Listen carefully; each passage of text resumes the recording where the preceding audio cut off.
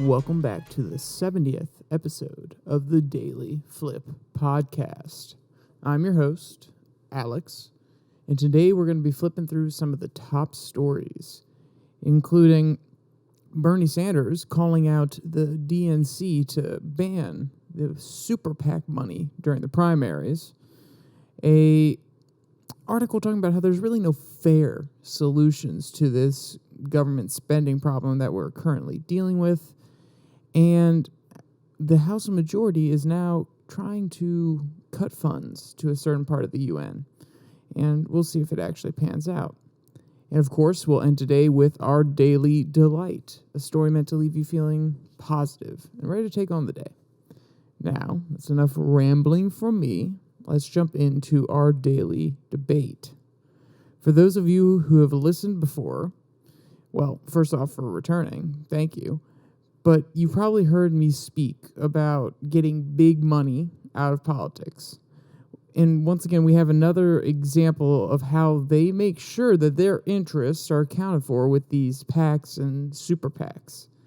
These political action committees are simply roundabout ways for donors with deep pockets to influence politicians, make sure their voice is heard, and make sure, at the end of the day, they get what they want on their agenda. So how do we address this? Do we outright ban them? Do we limit them to the general election? Or do we limit them to primaries? And I'd love to hear your thoughts down below. And if you have an even more creative solution than the ones that I've put out, because I'm very small-minded, I'd love to hear what you have to think. All right, let's jump into our first article from Common Dreams. Bernie Sanders to DNC, ban Super PAC money in Democratic primary races. So no one knows how much Super PACs screw over populist politicians such as Bernie Sanders. You know, though he and I don't really agree and we're very far apart on a number of issues, I really do feel for the guy. At the end of the day, the mainstream Democratic Party put a lot of money, or a lot of the mainstream donors put a lot of money behind Hillary Clinton in 2016, even though he was leading in the primaries at first. And he really got screwed over. And while I don't think his bid in 2020 was as strong as his 2016 bid, I do think that he was still screwed over by the super PACs who knew that the American people, or at least they believed the American people, wanted a more mainstream candidate. And it did work out. They got Joe Biden into the presidency. And it also got Bernie Sanders, his party, in control of the House, and with a 50-50 split in the Senate. So I don't necessarily think he would complain at the end of the day with that result. But if it's directly hindering him from achieving his goals of the presidency, or maybe moving up to a different position that's a little bit stronger, maybe the majority leader in the Senate, maybe. I'm not saying he actually wants that. But if they're impeding his way by funding his opponents in the primaries, you can understand why he's extremely pissed about this. Quote, ahead of the Democratic National Committee's annual winter meeting in Philadelphia, Senator Bernie Sanders on Tuesday called on the party to end super PAC spending in primary races, saying the Democrats should take this event as an opportunity to show their commitment to protecting democracy. 12 years after the U.S. Supreme Court ruled on Citizens United versus Federal Election Commission, the Vermont independent senator wrote, the last election cycle illustrated how the, quote, disastrous decision is, quote, undermining American democracy, as super PACs spent roughly $1.3 billion on campaigning, including more than $460 million spent by Democratic groups, end quote. But this or that funding, it's really not finding its way towards progressive candidates. The people that would want to tax the billionaires are not getting the funding from these PACs. Rather, they're really going to the mainstream candidates who don't really want to disturb the status quo, and that makes sense. At the end of the day, these super PACs, they're not funding populist candidates that are saying, we want the rich to pay their fair share, or we want to make sure that corporations don't wield too much power in the American political system. And those kind of politicians get screwed over by these PACs. They just get outspent because at the end of the day, these PACs have an incentive to, one, keep their stranglehold, and stranglehold's a strong word, to keep their grip. And when I say that, I don't mean, they're controlling everything. They have the strongest grip ever. What I mean is, even if they have a small amount of influence, maybe they get a extra piece of legislation passed here or there. Maybe they get an amendment struck down or a special provision written in. And even that small amount of influence can benefit them. So when these candidates come in and say, we want to make sure that these lobbyists, these big PACs, that they don't allow for these corporations, these billionaires to influence policy, that scares them. So that's why these PACs are the perfect solution. They can just donate as much money as they want, practically tax-free, and these PACs can give basically as much money as they want to politicians, and they don't have to directly go to the politician and say, oh, well, I'm giving you this money through this PAC, you better do what I want. But there's a implicit bargain there. There's kind of a wink and a nod. Oh, you're at this PAC meeting, Jeff Bezos. Oh, how nice to see you here. I had no idea that you were a part of this PAC. Well, I do believe in the democratic cause, and, we really want to make sure that our workers' rights are ensured, and they can just have an underhanded conversation where the message gets across, and then if the senator, the congressman, the other type of elected or appointed officials don't get the message, then they'll pull the funding the next time around. And if they get back into office, they'll realize, okay, this PAC was not okay with this certain situation. There doesn't have to be an outright collusion. There doesn't have to be an outright conversation. It can be very under the table. And that's why these PACs are sly. I don't necessarily like them. But this isn't just an issue for progressives.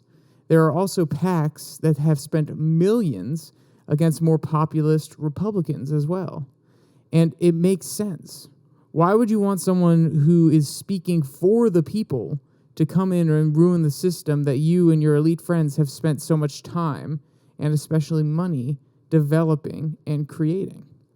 Quote, when we talk about billionaires buying elections, this is exactly what we're talking about, wrote Sanders, who caucuses with Senate Democrats.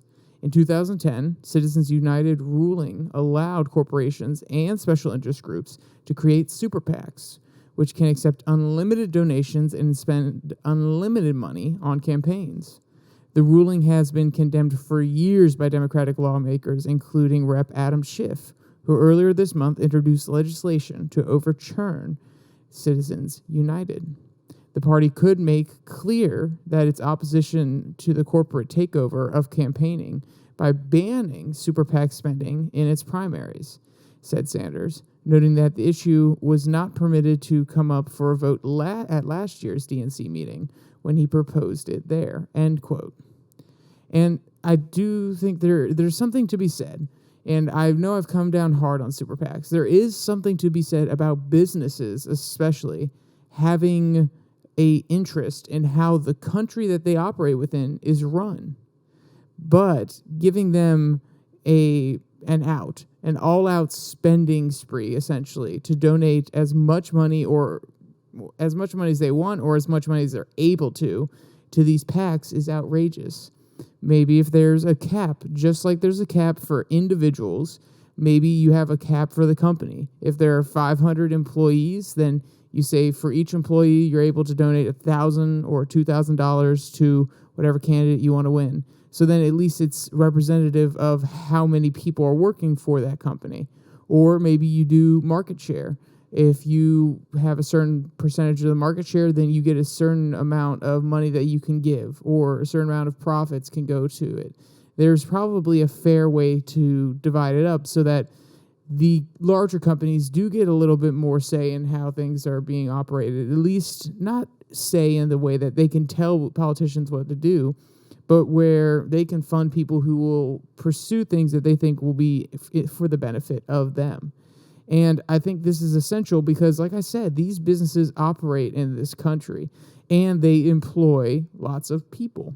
And even if they don't employ a lot of people, they employ people. They add to the gross domestic product of a country. So they are essential to how the country thrives, how people get lifted up out of bad situations by giving them wages, by giving them opportunities to move up. And I think that there is a case there. But having it basically have no cap, meaning that all the big companies can outrageously spend while only small companies can only spend a little bit because they don't have the same capital, that does cause some problems in my mind. One thing of note, though, is Sanders is only talking about primaries, not the general, which is interesting. I mean, as a politician, it makes sense, and especially in his political situation where the DNC very often funds more mainstream candidates. Of course, he doesn't want PACs involved because he doesn't want his mainstream opponents to win the nomination in the primary.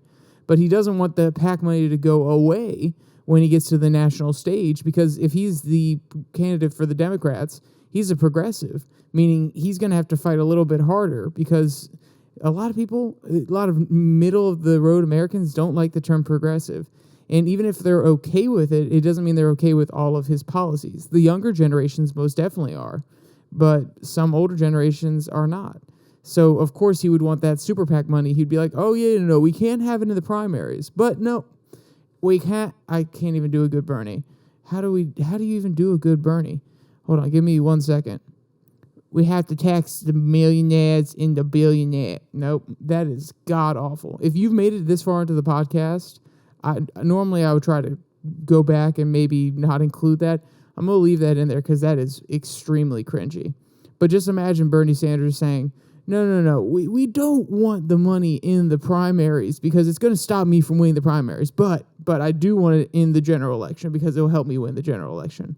And I do agree with him, but it feels like it's not on premise alone that he's saying get rid of these PACs. It doesn't feel like he's standing up for values. He's just trying to make it easier for him to get the nomination when it comes to the next presidential election, maybe.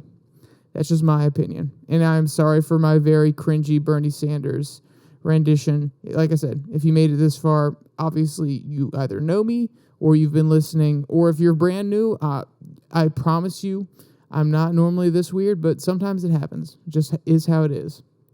All right, our next story comes from FEE Stories. Why there is no fair solution out of the federal government spending quagmire. So I have to start this article with a question.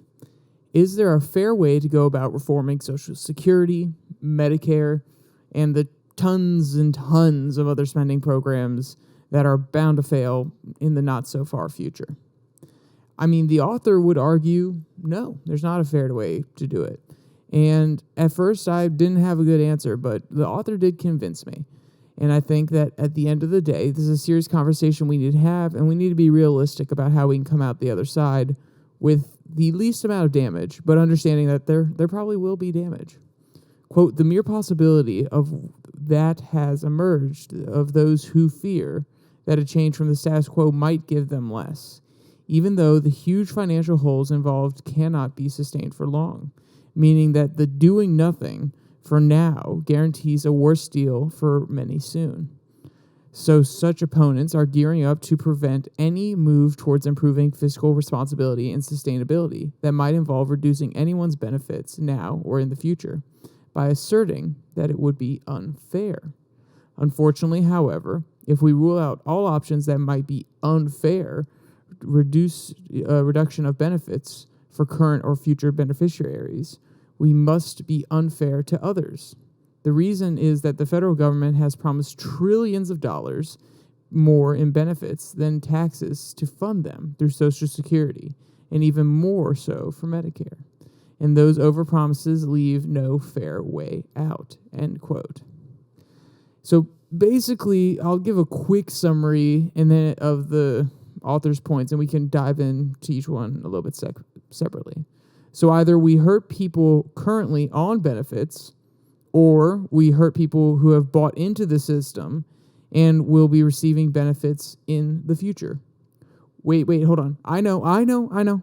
Why don't we just increase taxes?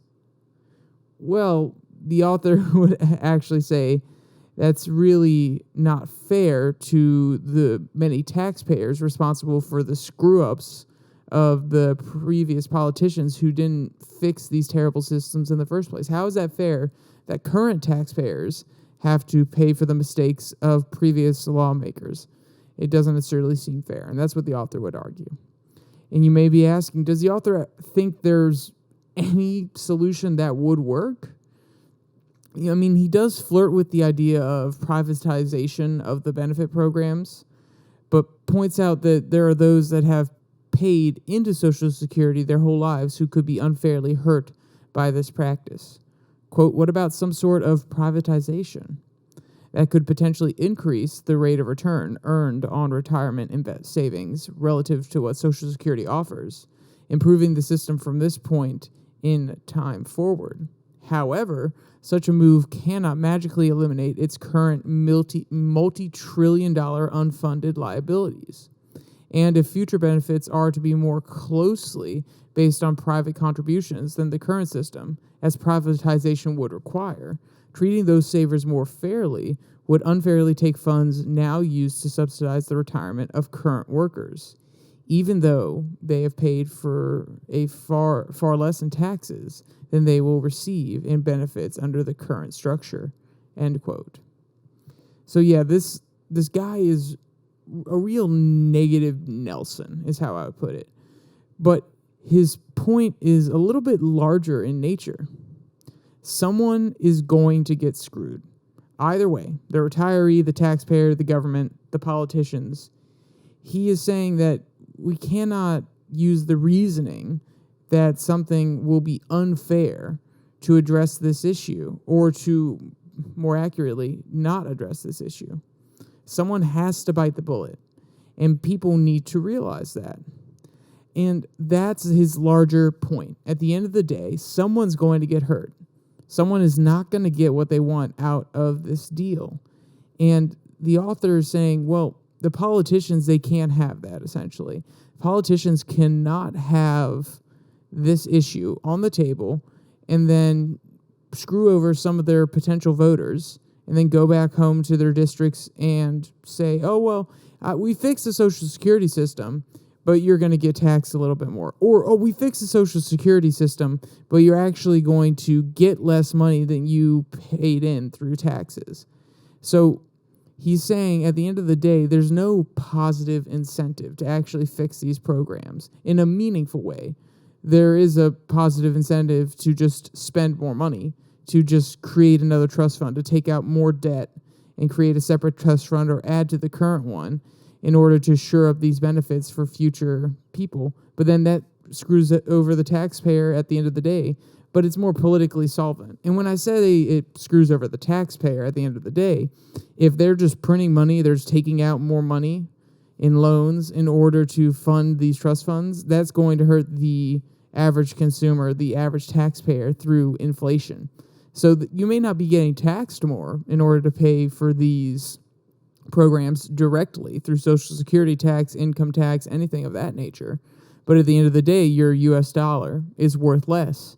And that is a way of taxation. It's just taxation through devaluing of the money. So I think we need to realize as a society that if we really believe Social Security and Medicare are a good thing, and I think a lot of people do, they realize it is a good thing, then we have to be willing to sacrifice something. And in the modern culture of politics, it's not, oh, yes, I have to give up something. We have to sacrifice something in order to get what I want. There has to be a fair deal. There has to be a trade of some kind. It's, no, I want what I want, and you will give me what I want, or else I'm voting you out of office. Or you will give me what I want because I'm entitled to it. That's the mentality that is pervasive. And politicians feel it. Politicians understand that they've been giving things away for so long. They've been making so many promises that if they don't come and actually fulfill those promises, people are not going to put up with it because for some reason, people believe that the government, not everybody, but a majority of people, even if they don't consciously believe it, there's still somewhere deep down that they believe they deserve something from the government.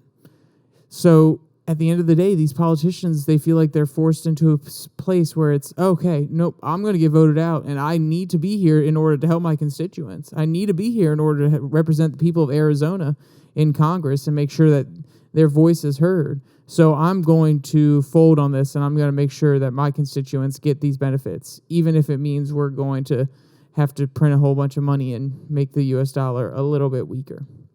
And I think that's a very dangerous mentality. And it's one that modern politicians all too easily fall on. And to be clear, it's not just a politician's issue. It's not just their fault. Like I said, it comes back to Americans or a certain segment of the population believing they're entitled to something and not realizing that in order to be part of this society, in order to get something good out of certain policies, out of certain things that we want, you kind of have to give something up. And that's the whole point of Social Security. You give up a little bit of you give up a little bit of your paycheck through Social Security tax. It goes into a fund that doesn't just pay for your retirement, but it pays for other people's retirement. And people understood that. People bought into that system. But now it's, oh, no, I just deserve it because I deserve it. And that's not the mentality that is sustainable. It's not a mentality that's sustainable. And it's something that we need to address going forward. And I think there's a lot of smart people out there who definitely agree. They just don't realize how much they're asking of the government, or they don't necessarily care how much they're asking of the government because they need those benefits. They can't even think of the terms of, oh, I deserve it. It's no, I need it. So this is why this is such a hotly debated issue, and this is why politicians never get anything solved on this one. But I've been ranting a little bit too long on this one. I'm sorry. Let's jump to our last article. This one comes from National Review. GOP House Majority eyes cuts to UN funding. Quote, the House Republican who chairs a powerful appropriations subcommittee on foreign aid said that he would seek to cut Washington's funding to the UN Human Rights Council. Quote, what's the role of the Human Rights Council? To pursue and to promote human rights. Yet, they have among the world's worst abusers, end quote. Representative Mario Diaz-Barnat told Roll Call in an interview. Quote, it would be funny if for the fact that it weren't so dangerous, and again, that we're spending so much money on that, end quote. And he's right, of course. China, Sudan, Saudi Arabia, and recently, a year ago, Russia, all were members of this council in the UN. And all of them don't necessarily have the best track record when it comes to human rights. So why fund it? At the end of the day, if this Human Rights Council is to be taken seriously, why would we fund it if some of the largest human rights abusers on the planet, China with the Uyghurs, Sudan with its genocide or attempted genocide of the South Sudanese population. I'm sorry that I don't know the ethnic groups by name. I forgot them. I'm extremely sorry. Saudi Arabia with suppression of women, and what if you think about the Washington Post journalist who was murdered in Turkey? And then you think of Russia with their war crimes, some would argue, in Ukraine. All of these countries do not have great human rights track records. And I'm sure if you went through a lot of the members, that would be the case. Even some people would argue the United States with Gitmo, who is on the council. So none of them are perfect, and I understand that. But these are some of the worst abusers. I mean, think of the Chinese and the suppression of the Uyghur population. That's an entire ethnic group put in camps. Re-education camps is the correct way to say it, at least by the Chinese propaganda. They're put in these camps to be taught the value of being Chinese rather than their Muslim upbringing.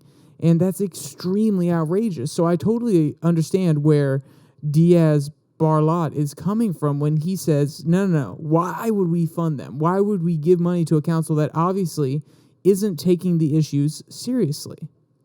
And it has at least done one right thing recently when it kicked Russia off for its abuses in Ukraine.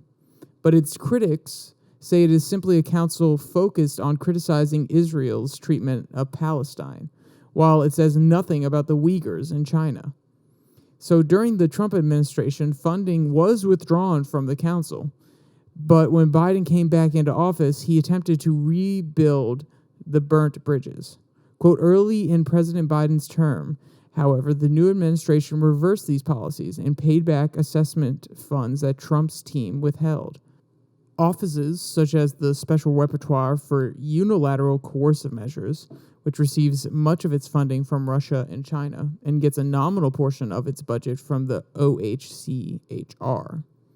The Council's 2023 budget is $143 million, and the U.S. is the UN's largest contributor, funding 22% of the organization's annual budget. End quote.